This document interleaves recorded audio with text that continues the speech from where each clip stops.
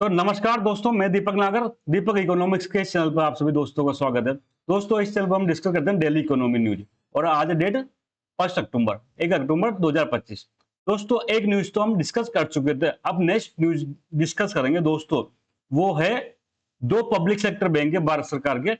आप सबको पता है पब्लिक सेक्टर बैंक के बारे में आप जानते होंगे। पब्लिक सेक्टर बैंक ऐसे बैंक जिनमें गवर्नमेंट की शेयर होल्डिंग 51% से ज्यादा होती है, उनको पब्लिक सेक्टर बैंक कहते हैं। तो दोस्तों, एक तो यूनियन बैंक ऑफ इंडिया, एक सेंट्रल बैंक ऑफ इंडिया। ये दो बैंकों के जो बॉस होते हैं ना, हेड होते हैं बेसिकली। एक पोस्ट होती है managing director and chief executive officer. इसका मतलब आप समझो, इनके हेड होते हैं, एक तरफ से इनके जो सबसे बड़े अधिकारी होते हैं उसको कहते हैं मैनेजिंग डायरेक्टर एंड सीईओ। तो उसकी अपॉइंटमेंट गवर्नमेंट के द्वारा की गई है। तो दोस्तों, आज इस न्यूज के माध्यम से हम जानेंगे कि गवर्नमेंट जितने भी पब्लिक सेक्टर बैंक है उनके जो टॉप पोस्ट पे होते हैं उस पर कैसे अपॉइंटमेंट करती है। साथ में जो फाइनेंशियल इंस्टीट्यूशंस हैं, जो इंश्योरेंस कंपनी, उनके उनके टॉप पर कैसे अपॉइंटमेंट करते हैं, इस बारे में हम दोस्तों यहाँ पर डिस्कस करेंगे।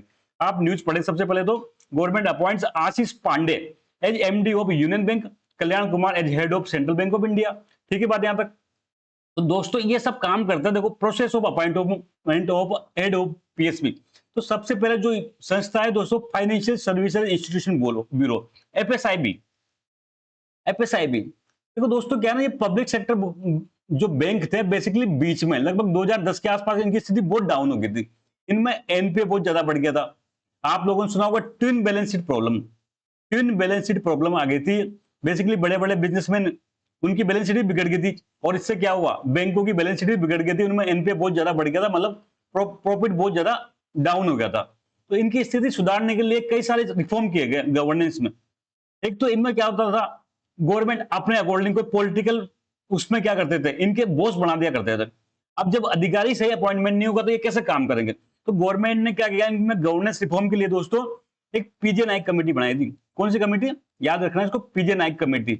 पब्लिक सेक्टर बैंक में गवर्नेंस रिफॉर्म के लिए इन्होंने सलाह दी कि एक इंडिपेंडेंट, गवर्नमेंट से इंडिपेंडेंट एक संस्था बनाई जाए, बैंक बोर्ड ब्यूरो। ये क्या किया करे, ये गवर्नमेंट में इन पब्लिक सेक्टर बैंक में बड़े टॉप पोस्ट पे किसको अपॉइंटमेंट किया जाए उसके लिए गवर्नमेंट को रिकमेंड करेगा। ठीक है बात यहां तक। तो दोस्तों, यही था। सबसे पहले तो 2016 में बैंक बोर्ड ऑफ ब्यूरो के गठन किया गया। लेकिन दोस्तों, बाद में ये इसमें कोर्ट में दोस्तों 2021 में बेसिकली क्या हुआ, बीबीबी तो काम कर ही रहा था, लेकिन 2021 में एक दिल्ली हाई कोर्ट का ऑर्डर आ गया, हाई कोर्ट दिल्ली का, कि यह संगठन क्या नहीं कर सकता। ये बैंकों में तो कर सकता है, लेकिन जो इंश्योरेंस कंपनीज है उसमें टॉप पोस्ट पे रिकमेंड नहीं कर सकता। ये इसने दिल्ली हाई कोर्ट ने ऑर्डर में कहा, तो इससे कंफ्यूजन हो गया। तो दोस्तों, फिर बाद में इसने गवर्नमेंट ने क्या किया, 2022 में इसका नाम ही बदल लिया, बैंक बोर्ड ब्यूरो से इसका नाम कर दिया फाइनेंशियल सर्विसेज इंस्टीट्यूशन ब्यूरो, एफएसआईबी। और दोस्तों क्या किया, इसको है ना public sector bank plus insurance company, जो जितनी भी गवर्नमेंट इंश्योरेंस कंपनी है, पब्लिक सेक्टर कई सारे इंस्टीट्यूशन होते हैं, फाइनेंशियल इंस्टीट्यूशन, इन सब में टॉप पोस्ट पे अपॉइंटमेंट करने के लिए पावर दी गई। तो आप सबसे पहले देख सकते हैं the financial services institution bureau. इसका इस्तेमाल कब हुआ, तो दोस्तों सबसे पहले इसने रिप्लेस किसको किया, बैंक बोर्ड ब्यूरो का। बैंक बोर्ड ब्यूरो का गठन 2016 में हुआ था और 2022 में इसने बैंक बोर्ड ब्यूरो को रिप्लेस कर दिया। इसका क्या काम है, तो it becomes appropriate persons for the board of PSB. Public sector bank जो बैंक होते हैं उनके बोर्ड में टॉप पोस्ट पे उसके लिए रिकमेंड करना, पब्लिक सेक्टर फाइनेंशियल इंस्टीट्यूशन पे करना, पब्लिक सेक्टर इंश्योरेंस कंपनी, सुना होगा आपने, जनरल इंश्योरेंस कंपनी और भी कई सारी इंश्योरेंस कंपनी, तो उनमें क्या करता है, टॉप पे रिकमेंड करता है। दोस्तों, इसका हेडक्वार्टर होता है मुंबई में। कहां होता है, मुंबई में। और इसके चेयरमैन है भानु प्रताप शर्मा। कौन है चेयरमैन है दोस्तों इसके, भानु प्रताप शर्मा। एफएसआईबी के चेयरमैन है दोस्तों, ये याद रखना इंपॉर्टेंट है, Bhanu Pratap Sharma. Bhanu Pratap Sharma ji basically retired IAS है दोस्तों। क्या है, रिटायर्ड आईएएस है, रिटायर्ड आईएएस। पहले एक ये क्या थे, जो डिपार्टमेंट ऑफ पर्सनल ट्रेडिंग होता है भारत सरकार का डिपार्टमेंट, डीओपीटी होता है, इसमें सेक्रेटरी थे दोस्तों। बाद में रिटायर्ड हो गए, रिटायर्ड होने के बाद इनको इसमें एफएसआईबी में क्या किया गया, चेयरमैन अपॉइंटमेंट किया गया। तो ये यहां तक आप देख सकते हैं। लेकिन दोस्तों, ये जो एफएसआईबी भी है, ये केवल गवर्नमेंट को रिकमेंड करता है। क्या करता है, रिकमेंड करता है, फाइनल डिसीजन इसका नहीं होता। जैसे आरपीएससी होती है, आरपीएससी क्या करता है, रिकमेंड करता है गवर्नमेंट को, फिर फाइनल अप्रूव कौन करता है, गवर्नमेंट करते हैं। तो दोस्तों, ऐसे ऐसे एफआईएसपी गवर्नमेंट को अप्रूव करता है। फिर इसके बाद में एक अपॉइंटमेंट कमेटी ऑफ कैबिनेट होती है।